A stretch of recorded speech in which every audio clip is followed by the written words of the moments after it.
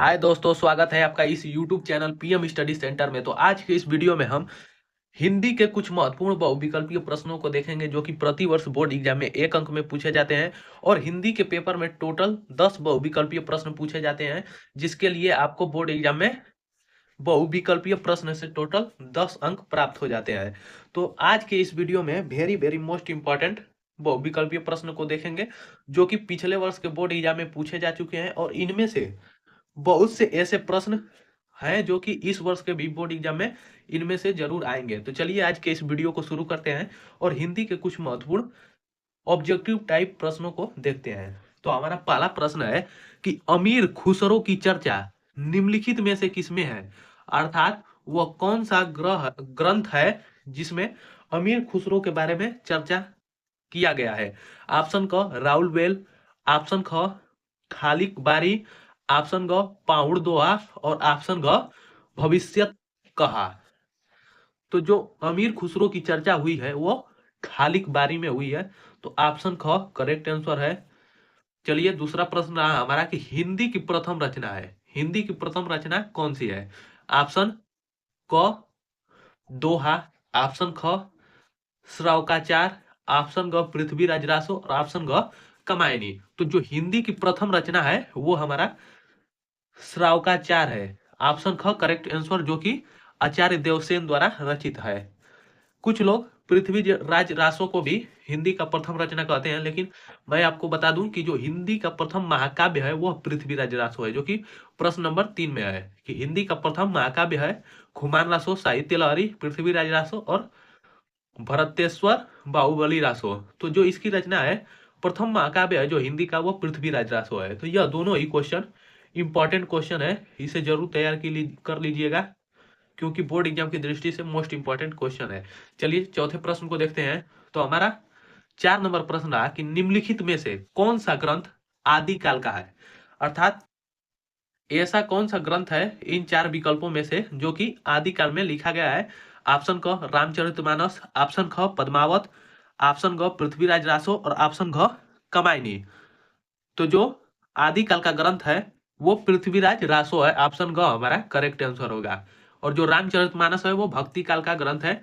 आदिकाल को हम वीर गाथा काल भी कहते हैं। तो कहीं कहीं पर लिखा होता है, प्रश्न इस प्रकार भी पूछ सकता है कि निम्नलिखित में से कौन सा ग्रंथ वीर गाथा काल का है, तो ये पृथ्वीराज रासो ही होगा। चलिए अगला प्रश्न रहा हमारा 5वां प्रश्न कि हिंदी साहित्य के 1000 वर्षों में कबीर जैसा व्यक्तित्व लेकर कोई लेखक उत्पन्न नहीं हुआ, यह कथन किसका है। ऑप्शन क रामचंद्र शुक्ल का, ऑप्शन ख डॉक्टर राम कुमार वर्मा का, ऑप्शन ग डॉक्टर नगेंद्र का और ऑप्शन ग हजारी प्रसाद द्विवेदी का।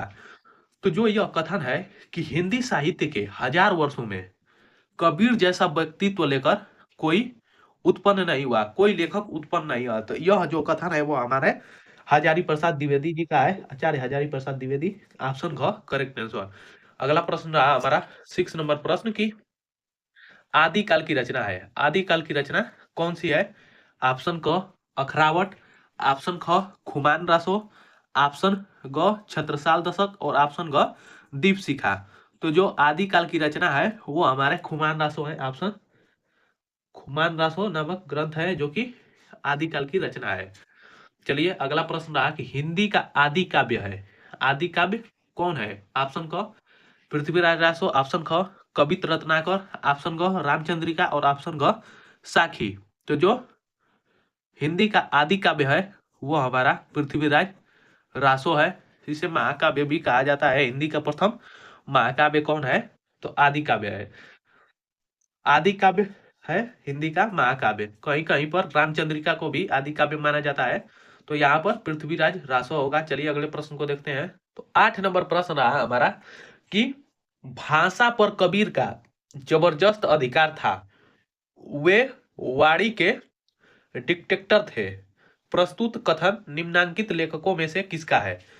यह जो कथन है वह किसका है कि भाषा पर कबीर का जबरदस्त अधिकार था, वे वाणी के डिक्टेटर थे।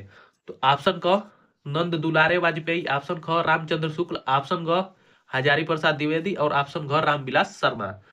तो जो यह वाणी है वो हमारे हजारी प्रसाद द्विवेदी जी की है, ऑप्शन ग हमारा करेक्ट आंसर होगा। चलिए अगले प्रश्न को देखते हैं। तो अगला प्रश्न रहा हमारा कि हिंदी साहित्य के आदिकाल की रचना नहीं है। ऑप्शन क पृथ्वीराज रासो, ऑप्शन ख परमाल रासो, यहाँ पर दोस्तों परमाल रासो होगा, परमाल रासो, ऑप्शन ग पद्मावत, ऑप्शन घ विद्यापति पदावली। तो जो हिंदी साहित्य के आदिकाल की रचना है वो पृथ्वीराज रासो भी है, परमाल रासो भी है, ऑप्शन घ विद्यापति पदावली भी है, और नहीं है तो पद्मावत आदिकाल की रचना नहीं है। चलिए 10वां नंबर प्रश्न रहा कि पृथ्वीराज रासो का रचना काल है। किस काल में पृथ्वीराज रासो की रचना हुई? ऑप्शन क वीर गाथा काल में, ऑप्शन ख भक्ति काल में, ऑप्शन ग रीति काल में, और ऑप्शन ग आधुनिक काल में। तो जो पृथ्वीराज रासो की रचना काल है वो वीर गाथा काल है। वीर गाथा काल को ही आदिकाल कहा जाता है, वीर गाथा काल या आदिकाल। 11 नंबर प्रश्न रहा कि स्कंदगुप्त नाटक के लेखक हैं। स्कंदगुप्त नाटक किसका है? ऑप्शन क प्रेमचंद्र का, ऑप्शन ग लक्ष्मी नारायण मिश्र का, ऑप्शन ग जयशंकर प्रसाद का, ऑप्शन ग धर्मवीर भारती का। यह जो क्वेश्चन है वो मोस्ट इंपॉर्टेंट क्वेश्चन भी है और एकदम आसान क्वेश्चन है। और इस क्वेश्चन का आंसर तो सभी छात्रों को पता ही होगा। तो स्कंदगुप्त नाटक है वो जयशंकर प्रसाद जी का है, जो कि एक मोस्ट इंपॉर्टेंट नाटक है। और जयशंकर प्रसाद को हम एक नाटककार के रूप में जानते हैं। इन्होंने बहुत सी अनेक नाटकों की रचना की है। यह एक नाटककार है। 12 नंबर प्रश्न रहा कि मुद्रा राक्षस के हिंदी में लेखक हैं। ऑप्शन क श्याम सुंदर दास, ऑप्शन ख महावीर प्रसाद द्विवेदी, ऑप्शन ग भारतेंदु हरिश्चंद्र, और ऑप्शन ग जयशंकर प्रसाद। मुद्रा राक्षस के हिंदी में लेखक है। हिंदी में लेखक कौन है मुद्रा राक्षस के? तो वो हमारे भारतेंदु हरिश्चंद्र जी हैं। ऑप्शन ग करेक्ट आंसर होगा। अगला नंबर प्रश्न रहा कि भारत दुर्दशा रचना है। भारत दुर्दशा किसकी रचना है? ऑप्शन क जयशंकर प्रसाद की, ऑप्शन ख राम कुमार वर्मा की, ऑप्शन ग भारतेंदु हरिश्चंद्र की, और ऑप्शन ग जयशंकर प्रसाद की। तो जो भारत दुर्दशा के रचनाकार है वो भारतेंदु हरिश्चंद्र जी हैं। तो ऑप्शन ग हमारा करेक्ट आंसर होगा। 14 नंबर प्रश्न रहा कि श्री चंद्रावली नामक नाटक के लेखक हैं। श्री चंद्रावली किसकी नाटक है? ऑप्शन क भारतेंदु हरिश्चंद्र, ऑप्शन ख जयशंकर प्रसाद, ऑप्शन ग हरिकृष्ण प्रेमी, ऑप्शन ग लाला श्रीनिवास दास। तो जो श्री चंद्रावली नाटक है वो हमारा भारतेंदु हरिश्चंद्र जी का है। चलिए अगला प्रश्न रहा हमारा कि आधे अधूरे के लेखक हैं। आधे अधूरे के लेखक कौन है? ऑप्शन क हरिशंकर परसाई, ऑप्शन ख मोहन राकेश, ऑप्शन ग राम वृक्ष बेनापुरी, और ऑप्शन ग कन्हैयालाल मिश्र प्रभाकर। तो आधे अधूरे के जो लेखक हैं वो मोहन राकेश हैं। यह भी क्वेश्चन इंपॉर्टेंट क्वेश्चन है। चलिए अगला प्रश्न रहा कि सूतपुत्र नाटक के रचनाकार है। सूत्रपुत्र किसका नाटक है? ऑप्शन क डॉक्टर गंगा साहेब प्रेमी, ऑप्शन ख जयशंकर प्रसाद, ऑप्शन ग विष्णु प्रभाकर, और ऑप्शन घ हरिकृष्ण प्रेमी। तो जो सूत्रपुत्र नाटक है वो हमारा डॉक्टर गंगा साहेब प्रेमी जी का है। अगला प्रश्न रहा हमारा रेल का विकट खेल। रेल का विकट खेल के रचयिता है। ऑप्शन क भारतेंदु हरिश्चंद्र, ऑप्शन ख बालकृष्ण भट्ट, ऑप्शन ग डॉक्टर राम कुमार वर्मा, और ऑप्शन ग जयशंकर प्रसाद। तो रेल के विकट खेल के रचयिता है वो हमारे बालकृष्ण भट्ट हैं। ऑप्शन ख करेक्ट आंसर होगा। अगला प्रश्न रहा कि लहरों के राजहंस कृति का संबंध गद्य की किस विधा से है? ऑप्शन क रिपोर्टाज, ऑप्शन ख नाटक, ऑप्शन ग संस्मरण, और ऑप्शन घ आत्मकथा। तो जो लहरों के राजहंस है वो हमारा नाटक है।